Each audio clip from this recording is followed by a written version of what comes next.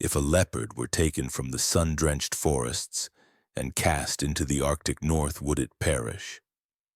Or would it become a legend? In 2016, near an abandoned military site in Greenland, once part of the Cold War's secret iceworm project, explorers found something inexplicable: the paw prints of a leopard frozen in ancient ice. No one believed it could have survived, but what followed was a journey that silenced the natural world. A forgotten experiment, a wild soul imprisoned in the wrong corner of the earth, and an escape that would become a living legend amid endless snow. This is not just a story that challenges science. It touches the outermost edge of instinct, where survival is no longer a right, but a choice made by nature itself. Far in the northern reaches of Greenland, where the ancient ice has lain unbroken for millennia, there is a single blemish upon the white, a dot of darkness on an endless sheet of frost. An abandoned research station, they said. Or at least that's what people believed. Beneath 11 meters of hardened permafrost, hidden from every satellite and map, a secret laboratory was quietly built in the final breath of the Cold War. They did not make weapons there. They were not chasing machines. What they pursued was something older and far more reckless: the power to defy death. In the deepest chamber, where even sunlight does not reach, sat a glass containment unit rimed with frost, lit only by the sterile breath of halogen light. And inside, curled but wide awake, was a leopard, a full-grown male from the tropical rainforests of East Africa, torn from a world of heat, shadow, and green. Its coat, once patterned for dappled sunlight and rustling leaves, now gleamed under laboratory glare, dim, hollow, like the shell of a creature displaced. No one could quite say why it was there. It did not belong to the cold. It did not belong to the brainwave sensors that clung to its skull devices, once used to study the slow, regal hearts of forest elephants, now reduced to measuring flickers of something less defined, something more primal. But one man believed. He believed this leopard held the key not to a jungle, but to a soul. That night, the man stood before the frost-glazed chamber, pressing a panel of etched crystal against the glass, its symbols lifted from the bones of some forgotten civilization. Behind him, the cryonic chamber held the still form of a woman, silent, preserved, untouched by time, as if resting in the arms of eternity. Beside her, the leopard's heart beat on, steady, unhurried, as though waiting for a moment fated to arrive. His name was Harry Osborne, one of the most revered neurosurgeons in the United States.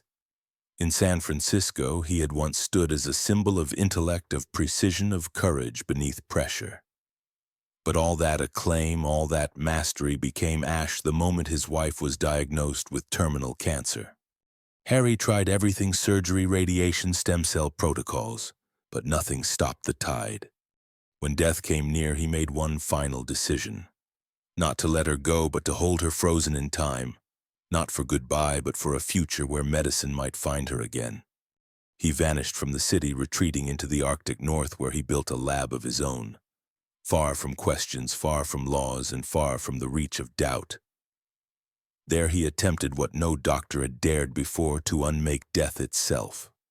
4 years passed.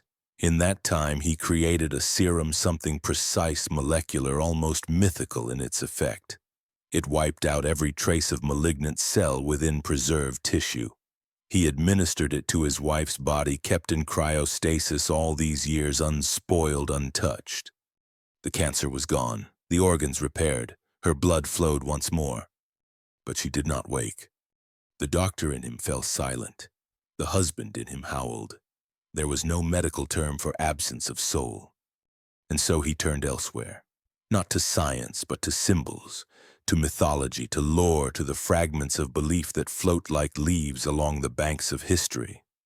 In one text traced to the Amazon basin, he found a phrase that refused to leave him. The leopard is the guardian of the threshold, the keeper between this world and the unseen. That was the spark. Through a shadowed network in the illegal wildlife trade, Harry secured a mature male leopard taken from a forest somewhere in Africa. It arrived, sedated, silent, and marked with a coded tag on its flank. Electrodes were fitted to its skull. Brainwave monitors calibrated to both man and beast were tuned in preparation. Harry believed that on the night of the full moon, when human and animal neural rhythms reached their moment of harmonic resonance, he could open a passage, a bridge of consciousness between two realms. A biophysical channel into what some called the fourth stream, the place where awareness drifts unmoored from the flesh. A ritual was being prepared, a soul awaited its return, and a creature might have to be sacrificed. The night of the full moon drew near. Within, the buried lab systems were pushed to their limits. Electric fields were stabilized. Sensors began sweeping for micro-frequency brainwaves. The wife's body remained motionless inside the cryonic chamber, still untouched, encased in frost and hope. But in a separate room divided by a pane of leaded glass, something else had begun to stir. The leopard's vitals broke pattern.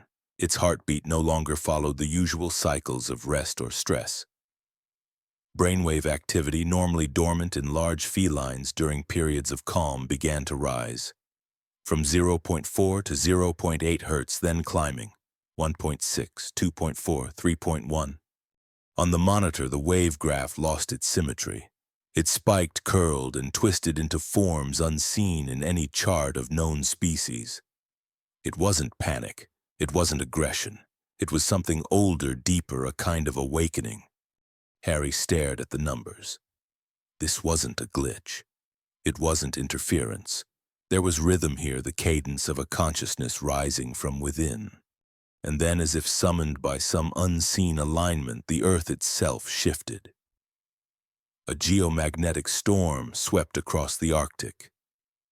Electromagnetic waves struck the outer shielding of the lab. Lights flickered. Air pressure dropped.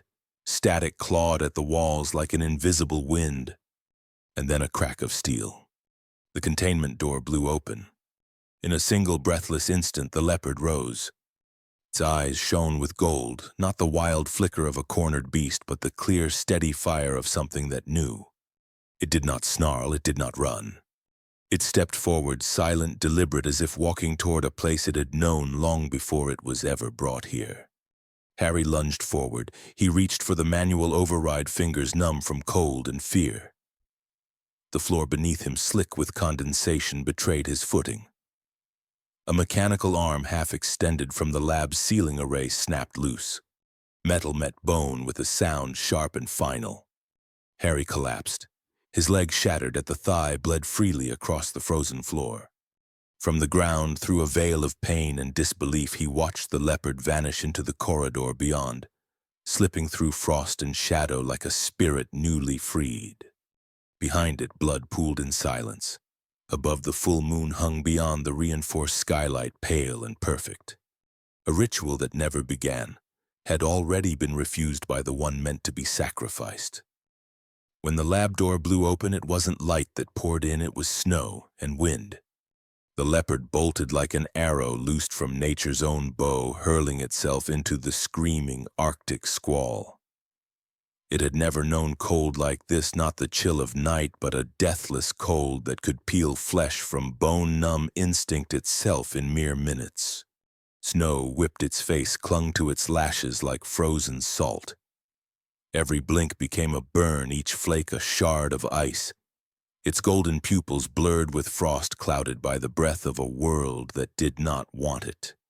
But it ran with every ounce of instinct left in its blood. A rusted radar post jutted from the whiteness like a skeletal arm. It struck the leopard broadside.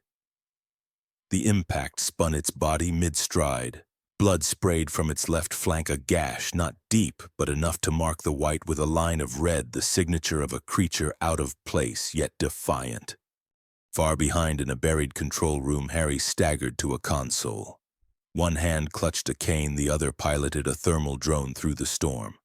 On the screen, a single flickering dot heat. The leopard, a lone ember in a continent of ice.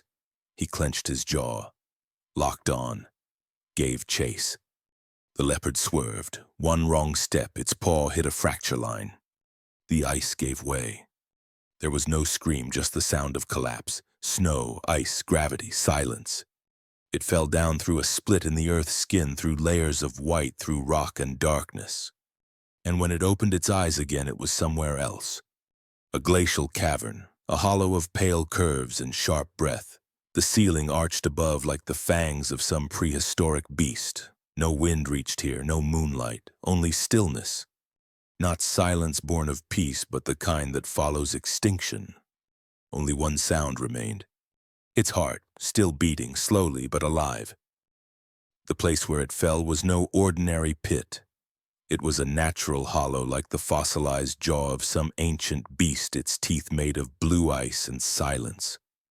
The ceiling arched high, studded with frozen stalactites that glowed a cold turquoise. No wind, no sound, only a stillness so absolute the blood in one's bones could be heard passing through the marrow. It dragged its torn body across the frostbitten stone. Breath rose in ribbons thin and gray, then froze midair. In the far corner of the cave, the shriveled corpse of a seal lay coiled, left over perhaps from the winter before. Stiff silent, a warning against hesitation. There was no choice. The leopard bit into the frozen flesh. It was iron. It was lead.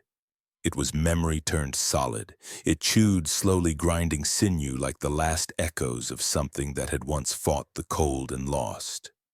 Then it lay down, chest heaving, eyes half closed, heart heavy. Not sleep, not quite, but the temporary surrender of a creature too wild to die and too wounded to rise.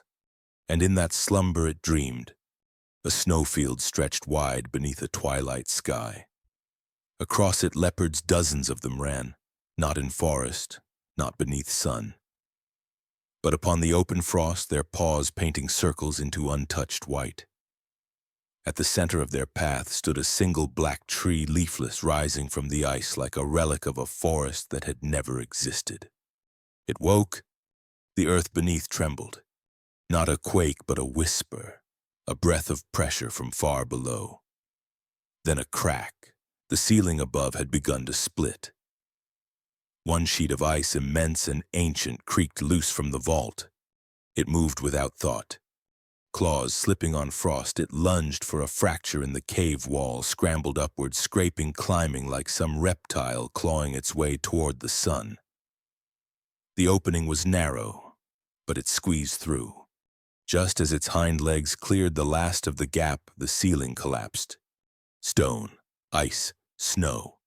All of it fell where it had lain only moments before. Now it lay flat upon the surface, breathing, not from exhaustion, but because for the first time it understood there were no victors here, only those who kept moving. The wind shifted. Mist curled across a shallow marsh where frost gave way to frozen mud and splintered tree roots. The wound at the leopard's flank bled still, now numb and cold as death, but each breath it drew felt endless, sharp, like shards of ice in its lungs. Suddenly a sound ahead made it freeze. A sharp cry like rot tearing through timber. A young caribou, its pale coat quivering, stood encircled by 3 snow wolves, still patient, relentless. They closed in, eyes fixed on soft flesh. The leopard crouched behind a fallen trunk. But the predator's instinct gives no secrets. A flick of its tail and a breath drawn too long betrayed its presence. One wolf turned. Their eyes met. No growl, just shared recognition. This is no longer about the caribou. A bark rang out. The wolves shifted targets. The leopard sprang forward. Despite its injury, each bound was agony, but its speed was enough to split the wolves' formation. Some flanked ahead, others cut behind. It plunged onto a frozen lake. Ice cracked beneath its paws. Snap, a sharp steel click. A snare clamped tight around its right hind leg. It writhed. No sound emerged. Frozen mud blended with fresh blood, pooling dark and wet. The wolves reached the lake's edge. Their golden eyes gleamed in the mist like visions from old tales. They did not rush. They smelled fear, wound, and blood, and sensed the distance between injured prey and death. The leopard braced all its strength, its claws scraped on ice, desperate raw. But the trap held firm. Then wings stirred the air. A great snowy owl swooped low over the lake, its white body sweeping above the leopard's head, spiraling, then gliding past the wolves. No cry, no warning, just presence. The wolves froze, head lowered. In that moment, ancient predator instinct bent toward respect for those who walk in silence above all. Seizing that moment, the leopard pulled with everything it had. The bone-snapping creak of snapped chain echoed. Crack. The snare pried free from the frozen ground. It could not release its leg, but it dragged the trap as it hauled itself over ice blood, trailing breath ragged. The wolves did not pursue. The owl disappeared as silently as it had come. The leopard collapsed on frozen grass. The trap still clamped its leg. The blood flowed, but its eyes shone more brightly than ever, not from survival, but for in that breath between life and death it had reclaimed itself, wild, aware, free. The trap remained clamped to its hind leg, blood pulsing with each desperate beat. The wound at its flank had darkened, mottled blue and black. The smell of rot crept into its senses, not stronger than the odor of earth and blood, but unmistakable to a creature whose survival depends on awareness. It had wandered farther than any leopard before it, beyond the map's boundaries, beyond the reach of sunlight, beyond itself. Its body was gaunt, its coat ragged, its eyes sunken but still alive, still searching. Then, as if promised a final grace, the frozen ground beneath its paws softened. A ray of sunlight pierced the leaden sky. The wind carried a strange warmth, notes of decaying leaves, resinous pine, fermented forest aromas that no Arctic breath could imitate. It dragged itself over the last stone ledge, and before its weary gaze appeared another world, a ribbon of dense pine forest, dark and ancient, stretching into memory itself. Beneath the canopy, life pulsed silently, untouched by frost. But to reach it, the leopard faced a precipice, a yawning gulf of ice. It stood on the brink. Behind lay a deathless white wasteland. Ahead lay destiny. It took a step, but halted. Then came a sound behind it. A man appeared, stooped, cloaked in frost-soaked gear, gripping a weathered control device. His eyes glistened red, whether from cold or tears, none could say. Harry? He had tracked the residual neural echo from the implanted sensor. He had traced the path of pain and flight that the creature he once called Tool had suffered, seeking one last chance to atone. Harry raised the tranquilizer pistol, his hand trembling not from cold but from something buried deep within. Before him stood not a beast, but a soul in flesh and blood and longing. At the moment he squeezed the trigger crack. The ice beneath his feet split not violently but irrevocably. Harry fell. No cry. Just the slow, cold descent of a man slipping away from the only life he had ever known. The leopard did not leap, did not roar, did not flee. It stood unmoving, gazing down into the mist that swallowed the small figure. No hatred, no pity. Just a moment of farewell between two beings once bound by the same grief. The sun rose gently at the forest's edge, not warm, not bold, but enough light to whisper an invitation. The leopard stepped forward, crossing the final crust of ice. The soft earth beneath its paw made it pause, as though its spirit hadn't yet understood it had crossed into another world. Here there was no steel, no laboratory, no flickering artificial light, only the scent of decaying grass, the breath of long-dead leaves thawing after winter's sleep, the rustle of small lives stirring beneath a frost-bitten forest floor. A ground squirrel darted across its feet, unaware of the stranger's presence. A ptarmigan flapped nearby, wings thudding like an early spring drum. And from far off came the sound of water. The leopard halted, inhaled deeply. From its throat rose a sound, not a roar of menace, not a claim of territory, but something softer. A salutation, a rite, a whispered vow. It had returned to nature. Not the one it had known, but the only one that asked nothing of it but to be. Days passed. Its wounds began to close. Fur grew back rough but firm. The iron snare once fused to its leg now lay rusting beneath a tree, forgotten, like a memory no longer needed. and then it vanished. No trail, no howl, no photograph. Locals began to whisper of a tropical ghost. Some claimed they'd seen a shadow drift through the snowy woods of Canada. Others swore they'd heard a low growl near a lake beneath the full moon. No one believed, no proof, just scattered prints in the snow, not quite wolf, not quite deer. And each time the winter wind returned sweeping through the old pines, someone would murmur, "Last night." There were footsteps outside the cabin, light, silent, as if the forest itself had paused to listen. There are things man can measure: heartbeats, brain waves, the metrics of survival. We can map them, slice them, decode them to the last molecule. But some things, when held too tightly, vanish, like snow, like wind, like soul. Harry Osborne once stood at the summit of knowledge. He could touch every fold of the human brain, conduct life as though it were a symphony of signals and cells. But he forgot life is not just a sequence of chemical events. It belongs to nature, and nature does not obey. He died alone, buried beneath the very ice he built to defy death. No funeral, no eulogy. Just another snowfall erasing his trace as though he had never stood there at all. And the leopard, the creature he deemed a tool, a final key, survived. Not by machines, not by invention, but by instinct, by the silent hunger to live that every being carries from the moment it is born. It was not just an animal, it was the last fragment of a world that never belonged to us. And when the winter wind howls through far forests, they don't speak of science nor of laboratories. They speak of a wild soul that refused to be used and chose instead to live simply as it was meant to. Because man may control the body, but he will never cage the soul.